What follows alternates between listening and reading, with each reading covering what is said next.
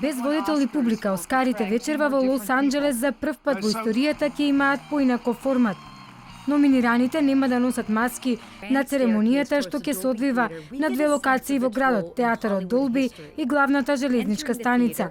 За разлика од виртуелните златни глобуси, нема да има обраќање преку платформата Zoom, туку ќе има посебни студија за номинираните во Лондон и Париз.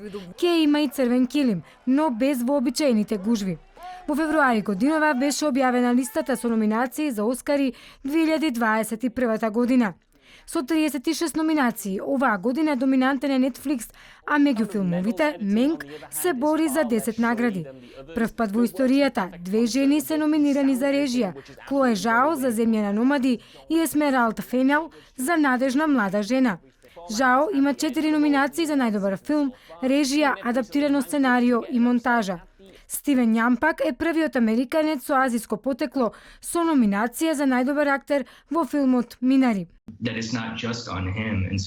Кога го добив сценариото ме погоди приказната. Мојот лик го носи на грб постоењето на своето семејство како да е на мисија за да им обезбеди подобар живот на својата жена и деца. Тие заеднички се борат постојано. Во трката со овие актери е и славниот 83 годишен актер Ентони Хопкинс. Чедвик Боузман би можел да стане третиот актер кој посмртно би добил Оскар. Прв пат 70 жени ќе се борат за 76 Оскари.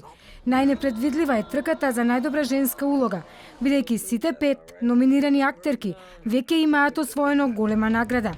По 19 години Босна и Херцеговина повторно има можност да освои Оскар за најдобар странски филм, додека Бугарија има номинација за Оскар благодарение на звездата Бора 2 Марија Бакалова.